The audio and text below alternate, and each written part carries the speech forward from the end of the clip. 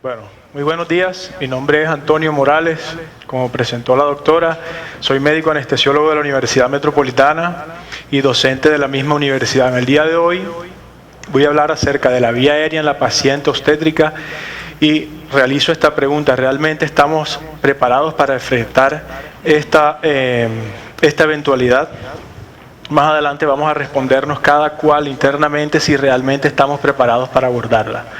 Los objetivos de la presente charla es describir la problemática de la vía aérea en el embarazo, establecer los cambios fisiológicos que ocurren en la materna, más que todo en la vía aérea, identificar los predictores útiles en la actualidad para predecir una vía aérea difícil en obstetricia, así como describir los algoritmos que se encuentran en la actualidad, que nos soportan y nos avalan para realizar planes de acción en el momento de abordar la vía aérea de la materna.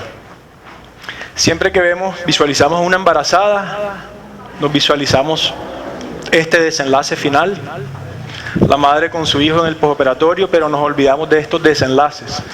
Y más que todo en los países en vía de desarrollo, en los cuales la causa de la mortalidad materna no ha disminuido considerablemente y todavía se considera con una alta incidencia. ¿Qué es de gran importancia? La mortalidad materna en la mujer embarazada generalmente está dada por afecciones asociadas al embarazo como tal. Afortunadamente, entre las causas indirectas están las mortalidades maternas asociadas a la anestesia. Entre estas, el manejo de la vía aérea en la paciente embarazada que va para cesárea es la causa principal de mortalidad materna asociada a la anestesia. ¿Pero por qué? ¿Cuál es la causa de que la materna se nos complique con el manejo de la vía aérea? El impacto de esta entidad o de la vía aérea difícil en obstetricia está dado por diferentes revisiones. Generalmente son revisiones, reportes de casos en las cuales lo hacemos prácticamente de una forma retrospectiva. Se presenta la vía aérea difícil, reportamos los casos y estos casos son los que estudiamos y realizamos revisiones sistemáticas. En esta revisión, ¿qué tenemos?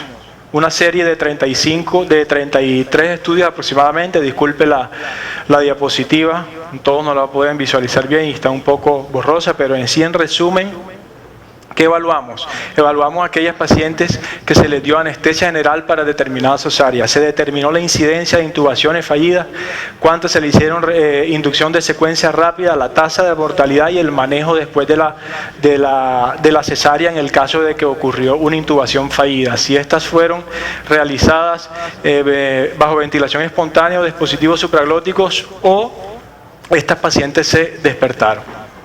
En cuanto a la incidencia en anestesia general en la población obstétrica como tal, fueron aproximadamente 130.000 pacientes y pacientes que requirieron manejo de la vía aérea para operación cesárea, aproximadamente 88.000. En la paciente obstétrica como tal, en el último trimestre del embarazo, solo tuvo una intubación fallida por cada 390 anestesia general.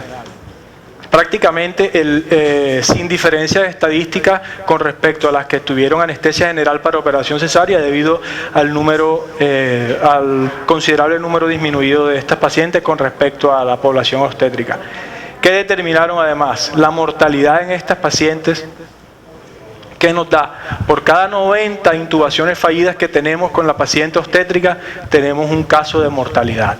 Y por cada 60 intubaciones fallidas, a una paciente hay que hacerle vía aérea quirúrgica para poderle abordar la vía aérea. Entonces, ¿qué nos quiere decir esto? La paciente materna tiene un alto impacto y se nos convierte en una bomba de tiempo, la cual es un tiempo muy corto para tomar decisiones de acuerdo a sus cambios fisiológicos que esta paciente tienen durante el embarazo. Además de esto, tiene 8 a 10 veces más probabilidades de presentar una intubación fallida y ventilación fallida con respecto a la población general no obstétrica.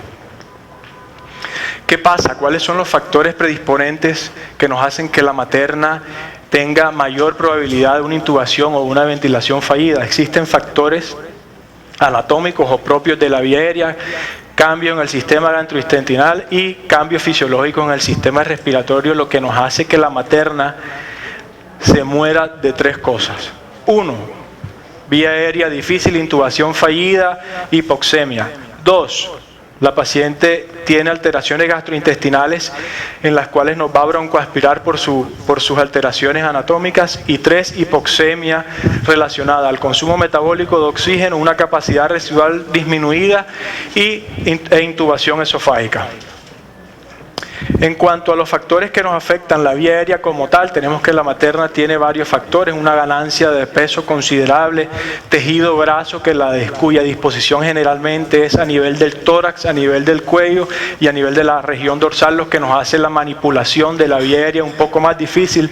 Las mamas son prominentes, los cuales nos disminuyen la probabilidad de hacer una adecuada laringoscopia. Las mucosas, tanto de la vía aérea superior como la faringolaringe, se encuentran edematizadas, se encuentran congestivas, los cuales nos aumentan los volúmenes de la cavidad oral, además de su fragilidad, los cuales nos predispone a un sangrado y a mayor incidencia de ventilación fallida. ¿Qué pasa? Diversos estudios desde 1970 se han realizado para estudiar la fisiología de la materna. En esta revisión, que estudiaron trastornos respiratorios asociados al sueño en la paciente embarazada y en el paciente posparto. A grosso modo, ¿qué nos dicen? Que los trastornos respiratorios asociados al sueño de la paciente materna son aproximadamente 17 a 20% más comunes que en la paciente no materna. Además, que los volúmenes de vía aérea y las capacidades de la vía aérea, tanto superior como de la orofaringe, se encuentran disminuidos. Además de esto, nos dicen de que estos volúmenes de vía aérea, tanto en la nasofaringe como en la orofaringe, regresan a niveles normales en el periodo posparto, por lo cual está directamente relacionado con el influjo hormonal que presenta la materna en su estado de embarazo. Además de esto, ¿qué evaluamos? Revisiones estudiando los predictores de vía aérea nos muestran el grado de Mallampati cambiante durante todo el transcurso del embarazo. En esta revisión se tomaron dos grupos de pacientes. Un grupo de pacientes a las 12 semanas y a las 32 semanas. Se le tomaron fotos de la vía aérea a la misma distancia y se compararon de 3 observadores las diferentes fotos en los 2 periodos de gestación. ¿Qué demostraron ellos? Veamos aquí los números. 101 mujeres en las 12 semanas tenían un Mallampati 4 y cómo aumentó considerablemente a 135 prácticamente después del tercer trimestre de embarazo. ¿Qué nos quiere decir esto? Que las pacientes durante todo el curso de su gestación va a cambiar la vía aérea de una forma muy dinámica y está asociada a los niveles de estas hormonas. Este mismo estudio se hizo para evaluar si durante el trabajo de parto estas pacientes tenían mayor compromiso de la vía aérea. ¿Qué encontraron ellos? Lo mismo, en este número de pacientes ninguna paciente tenía Mallampati 4 y vemos cómo cambia ya teniendo en el periodo posparto 8 pacientes se nos empeoró la clasificación de Mallampati. Además estudiaron a través de reflectometría acústica los volúmenes de la cavidad oral, los cuales estaban estadísticamente significativos, más disminuidos en el periodo preparto que en el periodo posparto. ¿Esto qué nos quiere decir? Que las pacientes tienen una capacidad oral, tanto para la laringoscopia, así como para la ventilación, un poco más alterada. Esta es una de las fotos de esta publicación en donde se observa el grado de Mallampati 1 de esta paciente en el periodo posparto, como no vemos ninguna estructura en la orofaringe, por lo cual la clasificamos en un Mallampati 4, lo cual tiene alto riesgo de intubación y ventilación difícil.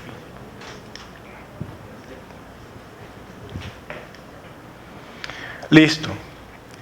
¿Qué pregunta surgió? ¿Es el trabajo de parto, es el pujo, es el aumento de la presión venosa lo que nos desencadena este aumento en los grados de Mallampati?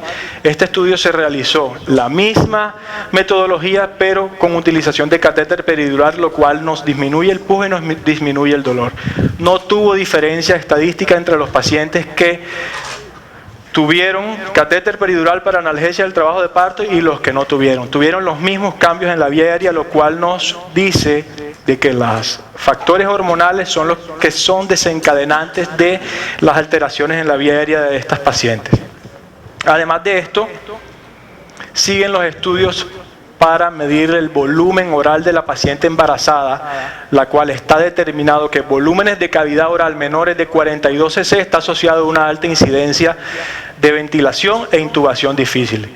Miren aquí en esta revisión, prácticamente el 75% de las pacientes tenían un volumen de cavidad oral menor a 42 cc, lo cual la podíamos clasificar. Además de esto, se está hablando de la preeclampsia. Tenemos una alta incidencia de preeclampsia en las mujeres embarazadas. ¿Qué produce la preeclampsia? La preeclampsia como tal produce una congestión de la laringofaringe, lo cual ya se está hablando de que la preeclampsia como tal es un factor directo de intubación, así como de ventilación difícil. ¿Qué más tenemos? Estos cambios no regresan a valores normales hasta 48 horas después del periodo posparto. ¿Qué nos quiere decir esto? Pacientes que tuvieron parto normal, nos llaman al servicio de anestesiología porque hizo atonía uterina, las vamos a evaluar, no podemos estar confiados de que teníamos en el periodo preparto un Malampati 2 porque muy seguramente este Malampati aumentó en el periodo posparto. Hasta 48 horas posteriores se presentan estas alteraciones a nivel de la vía aérea. Otro de los factores que predispone a la mujer embarazada para una mayor mortalidad son las alteraciones en el sistema gastrointestinal. ¿Qué pasa en el sistema gastrointestinal? Lo primero que nos dicen es la mujer embarazada tiene disminución del tono del esfínter esofágico inferior. ¿A qué está asociado? En esta revisión que determinaron que la ganancia de peso paulatina durante todo el periodo del embarazo está asociado a una mayor incidencia de reflujo gastroesofágico. Además de esto, está directamente relacionado con los niveles de hormonas durante todo el periodo del embarazo. Siguen los estudios en cuanto a la fisiología del tono del esfínter esofágico inferior. Sigue el tono esofágico inferior disminuido durante todo el embarazo.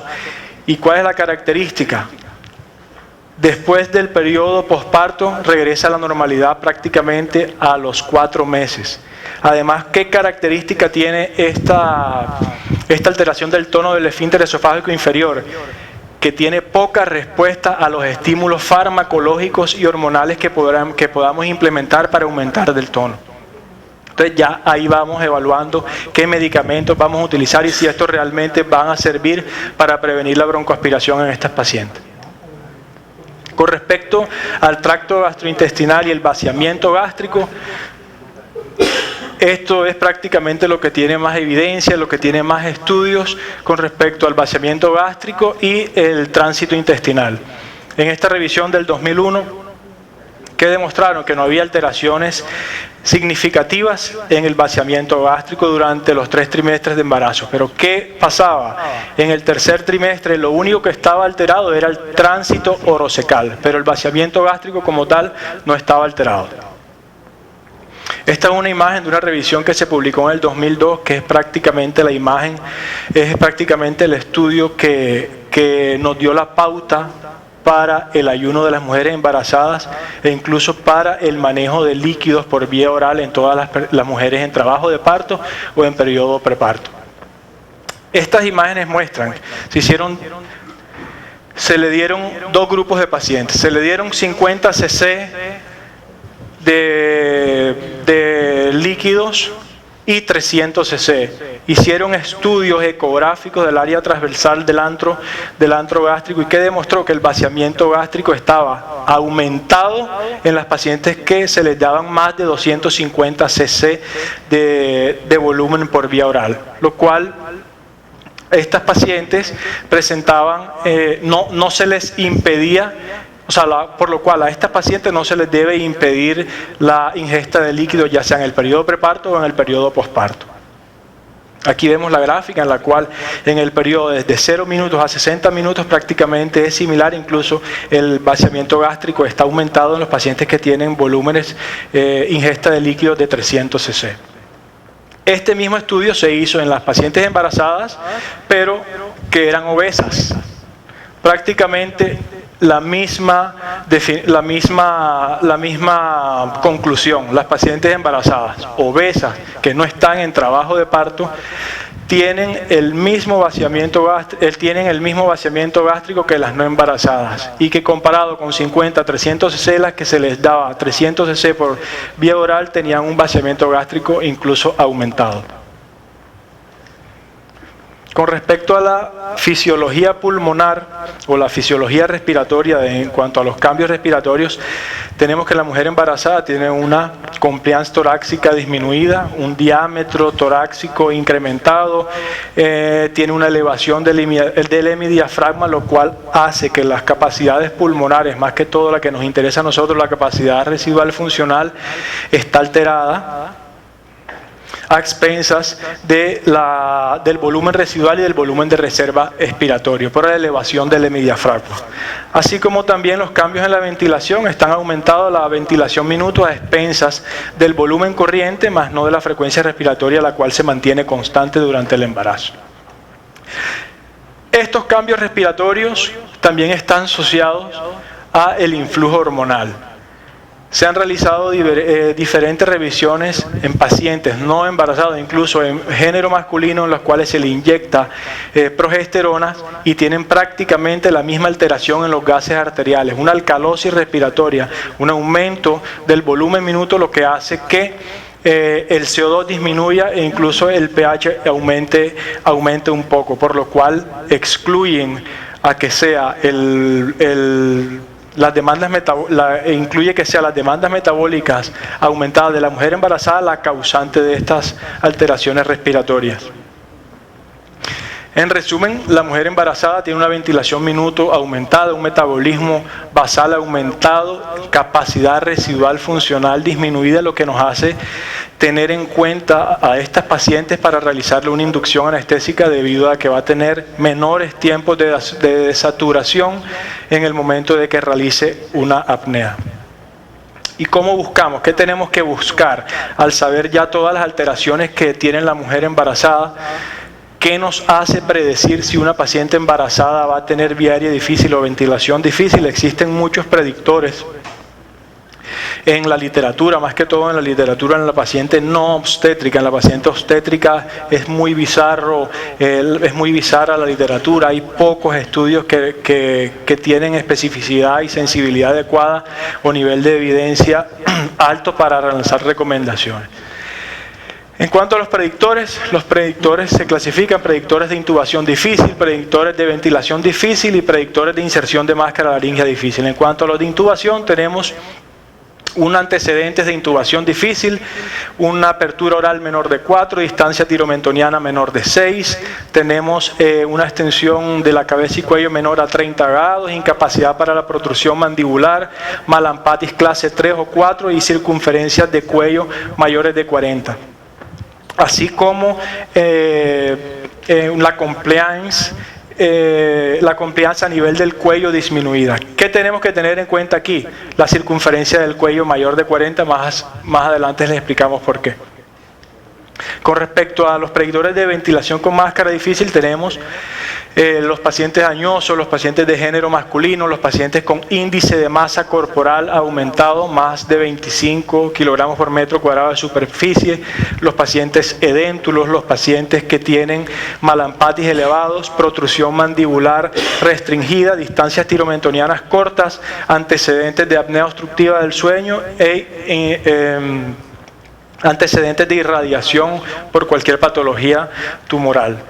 Y los predictores de ventilación con dispositivos supraglóticos, tenemos el género masculino, índice de masa corporal mayores de 30, apertura oral disminuida, antecedentes de irradiación, apertura oral, reducción de la movilidad cervical o algún instrumento que nos impida la movilización del cuello, hipertrofia amigdalina, la cual es muy común en la paciente embarazada y lo que podemos asemejar también como volúmenes orales disminuidos, y patología ya sea en la laringofaringe o en las estructuras subglóticas. estos predictores, los que les mencioné anteriormente, evaluándolos de manera individual, tienen muy poca sensibilidad y muy poca especificidad. A lo largo del tiempo se han desarrollado diferentes revisiones tratando de cruzar estas variables para ver si nos mejora la sensibilidad y la especificidad para predecir una vía aérea difícil. El primero es el índice de riesgo multivariable del Gansouri, el cual se publicó aproximadamente en 1996, que toma varias variables y a cada variable se le da un puntaje. Las variables que tenemos es la apertura oral, la distancia tiromentoniana, el antecedentes de una vía aérea difícil, el grado de protrusión mandibular, el grado de movilidad del cuello y el peso corporal. Si nos da un puntaje mayor de 4, tenemos alta riesgo de presentar tanto ventilación como intubación difícil. El otro índice de riesgo, que es el que tomamos prácticamente en la paciente obstétrica, es el índice de Arnett. ¿Por qué lo tomamos? Porque nos asocian o nos anexan a los predictores anteriores o las variables anteriores del índice del Gansouri la afección asociada a intubación difícil, la cual se considera que el embarazo como tal es una afección asociada a intubación difícil, por lo cual ya arrancamos con un puntaje de 5 en la paciente embarazada que le vamos a abordar la vía aérea.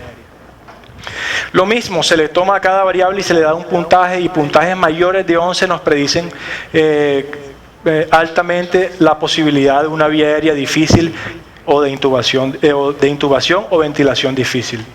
Pero ¿qué pasa?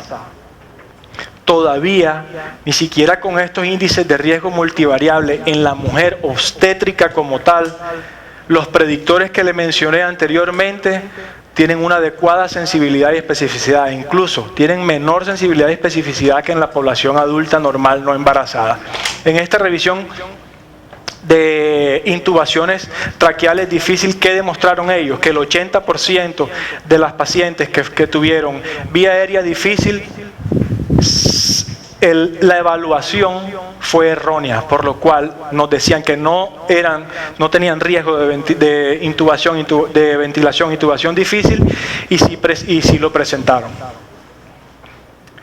Al saber esto, la idea no es rezar ni cruzar los dedos, que en el momento de que vayamos a abordar la vía aérea no se nos presente el caso. La idea es siempre tener unos planes de acción, algoritmos, entrenamiento adecuado para enfrentarnos a esta. En cuanto a la preparación del abordaje de la vía aérea en la paciente obstétrica, debemos tener diferentes tipos de elementos. Entre los elementos que debemos tener son los equipos médicos, la profilaxis de broncoaspiración farmacológica, las guías de ayuno, el posicionamiento del paciente, la prooxigenación y los planes de acción o los algoritmos de los cuales vamos a mencionar más adelante. En cuanto a los equipos médicos, en el 2007 el Task Force de Anestesia Obstétrica nos mencionó todos los elementos que debemos tener para abordar la vía aérea de la embarazada. En el 2015 salió la actualización de esta guía, la cual lo único que incluye son mayor tecnología, diferentes videolaringoscopios, guías de ayuno actualizadas y otros dispositivos para el manejo de la vía aérea, tanto para ventilación como para intubación. Pero esto se resume prácticamente en diferentes tipos de laringoscopios, diferentes valvas, bujías intercambiadoras, máscaras laringias, tanto más que todo de ventilación con drenaje, equipos de vía aérea quirúrgica, equipo de fibrobroncoscopía, y el capnógrafo, como lo mencionábamos anteriormente. Aquí en la vía aérea obstétrica es de gran importancia la detección a través de capnografía por el alto riesgo que tiene de intubación esofágica y el riesgo de broncoaspiración. En cuanto a las guías de ayuno, esta revisión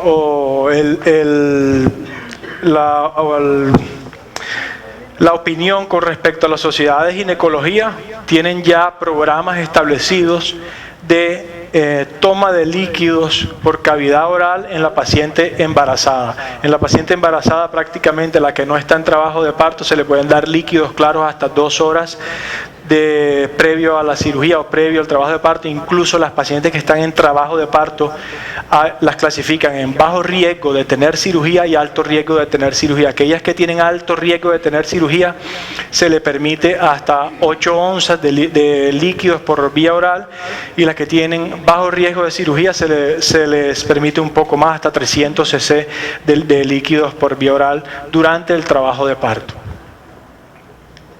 En cuanto a la profilaxis farmacológica para la prevención de la broncoaspiración, es uno de los temas más controversiales. Ya sabemos de que el tono del esfínter esofágico inferior es resistente a los efectos de la metoclopramida, pero sí nos puede ayudar para aumentar el vaciamiento gástrico en las pacientes embarazadas.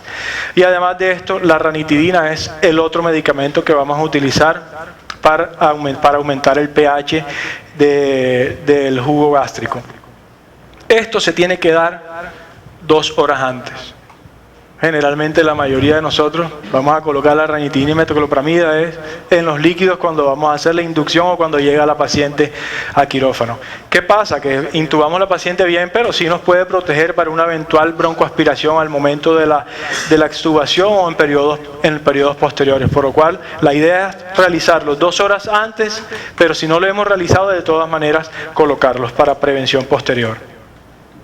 En cuanto al posicionamiento del paciente, está claro que la mujer embarazada tiene una alta presión intraabdominal, tiene mamas prominentes que nos interfieren con la laringoscopia, prácticamente las encontramos en esta posición, la cabeza abajo y el tórax arriba. Esto que nos disminuye la capacidad residual funcional, nos aumenta el riesgo de broncoaspiración por el aumento de la presión intragástrica. ¿Cuál es la idea? Elevar la parte de la región dorsal por debajo de los hombros y levantar la cabeza para alinear el conducto auditivo externo con la escotadura supraesternal. Esta es la posición adecuada para hacer nosotros el abordaje de la vía aérea en la paciente embarazada. Pero ¿qué pasa? ¿Cuál es la mayor incidencia de anestesia general en nuestra población? Bloqueamos la paciente, cesárea electiva, no medimos nivel, no comprobamos el grado de bloqueo, le hacen la incisión, la paciente se queja. Ahí es donde vamos a abordar la vía aérea. ¿Qué hacemos? Dormimos la paciente rápido para que el ginecólogo actúe de manera rápida con la paciente en esta posición, y es donde desde aquí empiezan los problemas. Posicionamos mal la paciente, no tenemos los equipos adecuados. ¿Cuántos tenemos en nuestras instituciones como mínimo? Un videolaringoscopio, valvas de diferentes tamaños, como mínimo una máscara laringea con succión y un equipo de vía aérea quirúrgica. Menos del 10% lo podemos tener en nuestras instituciones, y más que todos los pacientes que vienen a nivel 2 hospitalario. Entonces, siempre realizar la anestesia general con adecuado posicionamiento, adecuada preparación del equipo y con los materiales necesarios para realizar. En cuanto a la preoxigenación, existen varias técnicas de preoxigenación en la paciente embarazada. Se han estudiado prácticamente, las que tienen mayor evidencia son 2, la preoxigenación por volumen corriente y la preoxigenación a capacidad vital forzada durante 1 minuto. ¿Qué nos han demostrado? La preoxigenación estándar de volumen corriente a 3 minutos, a 5 litros por minuto por máscara facial, prácticamente tiene la misma eficacia que la capacidad vital forzada con 9 litros por minuto de fracción de flujo de oxígeno o flujo de gases. En cuanto a la preoxigenación, hay unas diferencias que son claras en el paciente obeso y en la paciente embarazada. En el paciente obeso y la paciente embarazada, por el consumo metabólico de oxígeno y la capacidad residual funcional disminuida, tenemos unos tiempos de apnea muy cortos. ¿Qué pasa? Estos tiempos de apnea nosotros los podemos modificar, los podemos alargar un poco con qué técnica, la técnica que se llama oxigenación apneica. ¿Qué es la oxigenación apneica? Es la administración de un flujo de oxígeno en una paciente que se encuentra en apnea sin ventilación manual. ¿Cómo se puede realizar? Con cánulas nasales. Previa a la preoxigenación con máscara facial, esta cánula nasal, si no es de alto flujo, a 5 litros por minuto, y si es de alto flujo, que en la mayoría de sitios no la tenemos, es a 10 litros por minuto, para tratar de prolongar este tiempo de desaturación aproximadamente 1 minuto a 1 minuto y medio más en la paciente embarazada y en el paciente obeso. El otro punto que debemos tener en cuenta para un adecuado manejo de la vía aérea en la paciente obstétrica son los algoritmos. El último algoritmo que salió es el algoritmo del Reino Unido, que se realizó en conjunto con la Sociedad de Anestesia Obstétrica en el Reino Unido. Esta es la revisión que tiene más alto grado de recomendación. ¿En qué se basa? Recomendaciones de expertos con análisis de casos. ¿Por qué? Porque no tenemos estudios prospectivos, estudios de alto peso científico para realizar guías y recomendaciones en la paciente obstétrica. Generalmente lo traspolamos del paciente adulto, y las decisiones que tomamos en la paciente obstétrica es o traspolados del paciente adulto no obstétrico o de reportes de casos y análisis de auditoría de errores médicos.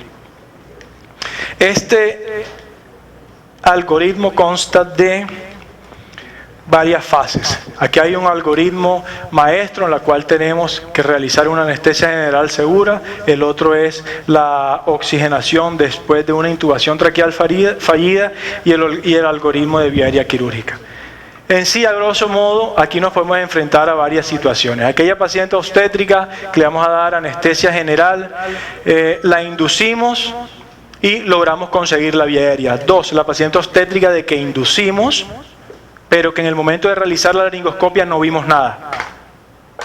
Un intento de laringoscopia, no vimos nada. Segundo intento, no vimos nada. Ya pasamos al siguiente algoritmo.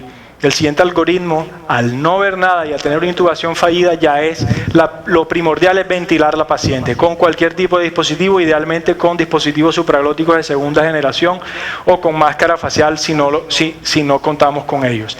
En la segunda fase es la fase de oxigenación con cualquier dispositivo para prevenir una hipoxia y un paro cardíaco. Aquí que tenemos, la paciente la podemos ventilar o la paciente no la podemos ventilar. Si la paciente no la podemos ventilar, pasamos al algoritmo 3, que es la fase de vía aérea quirúrgica en la paciente embarazada. Ahora lo vamos a explicar más adelante qué necesitamos para cada uno de ellos.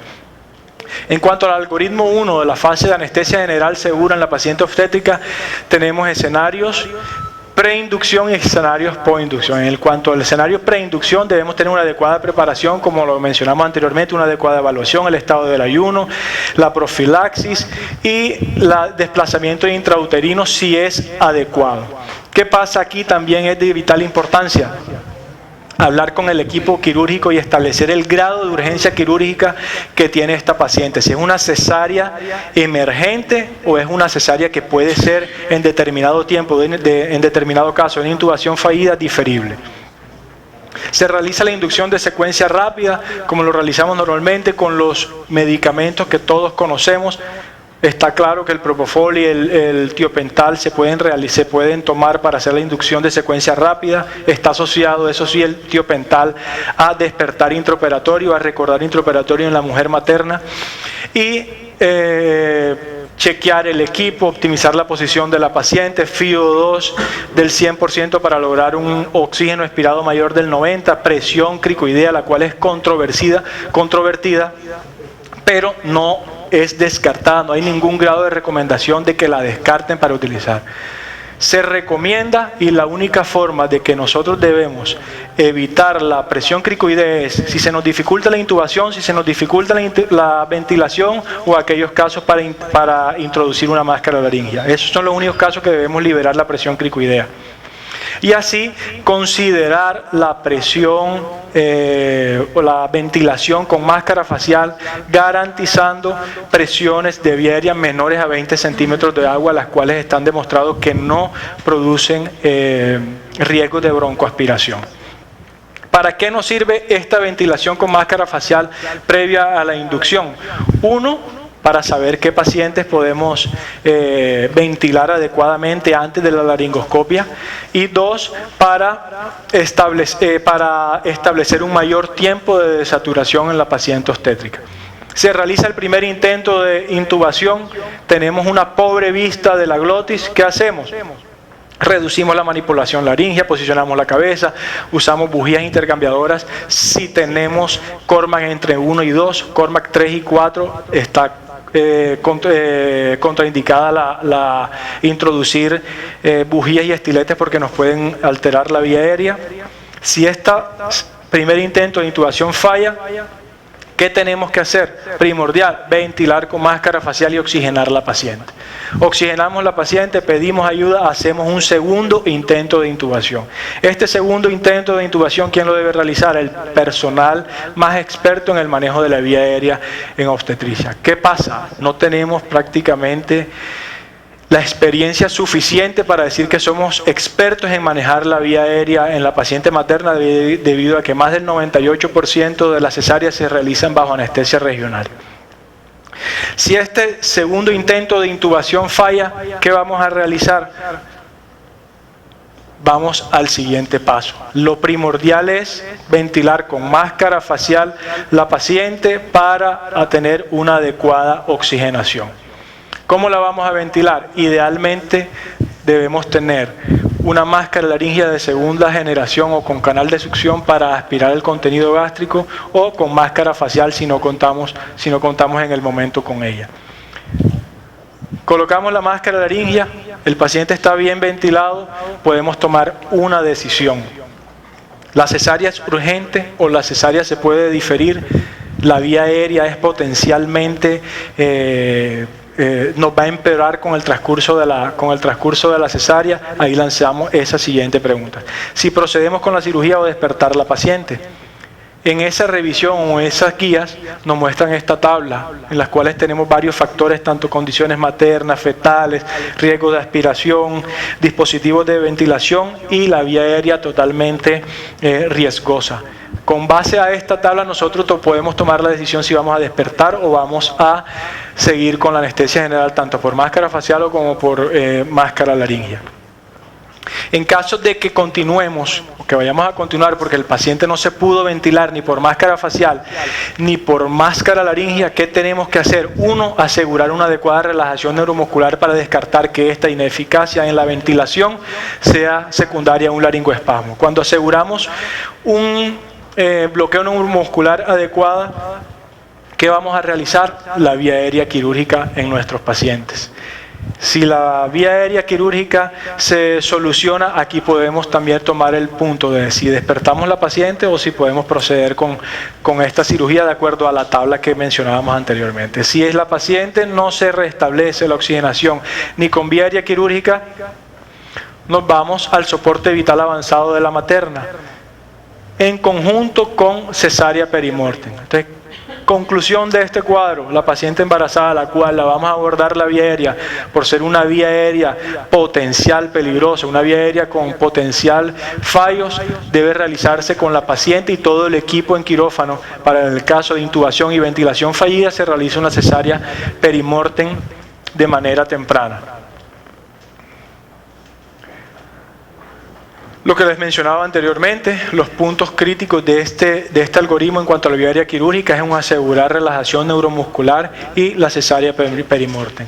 En cuanto a las conclusiones, tenemos que el manejo de la vía aérea embarazada es un factor asociado a mortalidad. Los cambios fisiológicos se convierten en factores potenciales de complicación.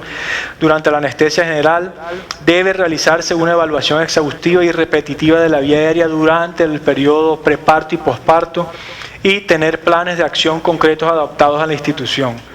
De acuerdo a la institución de donde nosotros estemos trabajando, realizar planes de acción para una eventualidad tipo no intubación, no ventilación. Tenerlos concretos y tenerlos en la mesa de anestesia. Y lo ideal, no creernos los que podemos solucionar todos los problemas solo, y tener la humildad siempre de pedir ayuda ante una crisis en anestesia, y más que todo en anestesia obstétrica. Muchas gracias.